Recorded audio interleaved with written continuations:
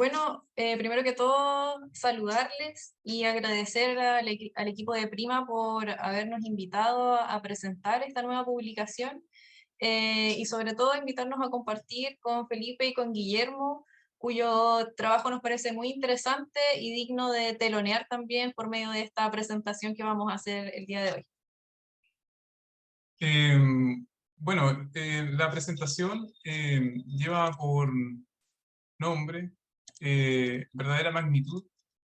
y resume en cierta medida el texto que presentamos en este número de la revista como una segunda parte pretendemos como abrir la misma conversación que propone este texto a un aspecto que quizás materializa la axonométrica en la construcción que lo definimos como el escorzo.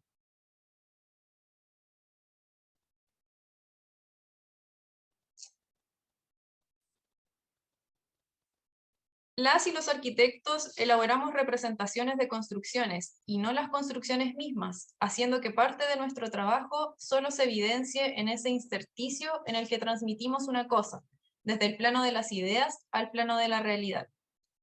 Es así como parece evidente que la arquitectura, tal como se ha entendido a lo largo de la historia, ha encontrado en el dibujo una herramienta tan esencial como la misma construcción para determinar cuándo una obra ya existe, sin aún poner ningún objeto concreto en un determinado lugar, dando pie a reconocer en igualdad de condiciones a ese mayor número de obras dibujadas que construidas como parte del conocimiento disciplinar. En términos generales, no se concibe la existencia de una obra arquitectónica independiente de su escala, sin una representación consensuada que permita comunicar a otros el objetivo de la propia obra o los pasos a seguir para su materialización.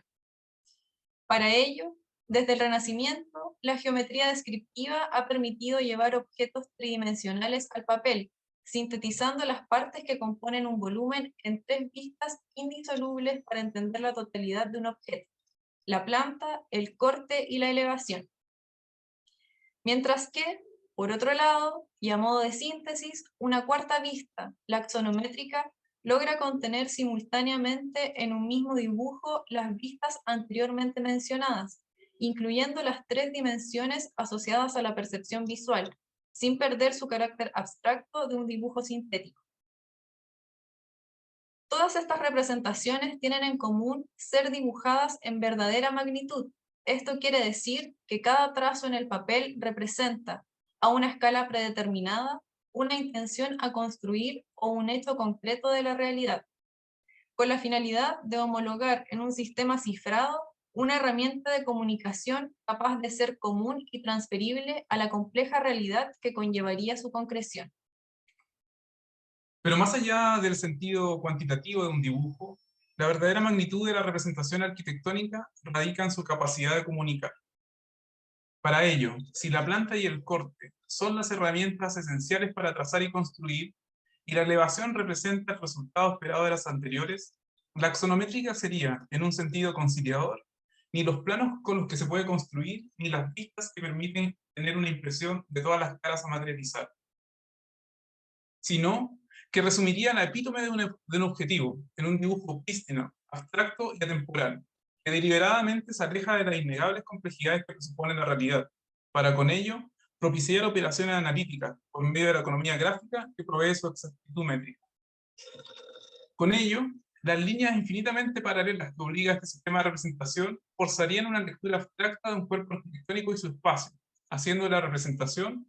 un medio de exploración de sistemas compositivos nuevos, que contribuirían, hasta el día de hoy, al avance de la disciplina en formas arquitectónicas que difícilmente una perspectiva podría revelar. De este modo, la renovada predilección del dibujo axonométrico no sería más que una muestra de un genuino interés por ser parte de este arte total, haciendo de la verdadera magnitud de esta vista su capacidad de concentrarse en el objeto de forma anacrónica. En ella desaparecen el horizonte y el cielo, y con ello el paso del tiempo, en una clara contraposición a lo que podría suponer una representación cercana a la fotografía, dando origen a una imagen que en apariencia media entre lo científico y lo artístico, desencadenando un sistema de expresión que va más allá de su mera necesidad técnica, para con esto posicionar a las axonométricas en un mismo constructo temporal desde el Renacimiento hasta hoy, propiciando así la permanencia en el tiempo de ciertos dibujos por sobre otras representaciones que se diluirán en esta época en que las imágenes abundan. Por otro lado, desde nuestra posición, podemos entender a la axonométrica como una herramienta útil para comprender de forma simultánea la forma y cómo ésta se construye, y así, con la excusa de hablar de esta vista, concentrarnos en discutir sobre la verdadera magnitud de lo que hacemos. Para ello, más allá del devenir de la representación, es la comprensión del escorzo que tendrá la forma arquitectónica a construir lo que el tiempo de hacer este dibujo podría propiciar. Así, en la realidad de lo construido, es posible afirmar que desde el escorzo, ya sea una posición frontal u oblicua, es donde las partes y el todo aparecen con precisión, haciendo que desde su origen podamos aspirar a que nuestro trabajo sea parte de un conjunto mayor de construcciones humildes y precisas, en las cuales se equilibran las partes que la componen en función de lograr un objetivo. A pesar de la aparente intuición, la falta de recursos, la manufactura artesanal y manual ponen de manifiesto la ingenua precisión que es la identificación de las fuerzas, tales como la naturaleza y la gravedad, que trabajan en el lugar y que finalmente son los filtros inevitables contra la arbitrariedad y la intelectualización. Desde el escorzo es posible apreciar la síntesis que provee un edificio desde su propia estructura formal, aislado de las innegables complejidades que su emplazamiento posee, para desde allí, en silencio e inmóvil, proveer la respuesta a la pregunta que el paisaje, como un espacio libre, genera, haciendo de la arquitectura la señal o la referencia. Por medio de un objeto discursivo que espera ser capaz de denotar un lugar, activando un paisaje donde antes no lo había, para así contribuir directamente al beneficio de los habitantes que sin saberlo ya convivían con él. Es por esto que la búsqueda constante de cómo construir la forma resulta en objetos de escala difusa, los cuales median entre lo monumental y lo frágil. Mientras la genuina ambición de reconocer la escala del paisaje, la ciudad y el sentido inmanente de la arquitectura. Finalmente, es este el escenario que termina siendo la materia de trabajo para nuestras obras, las construidas y las proyectadas,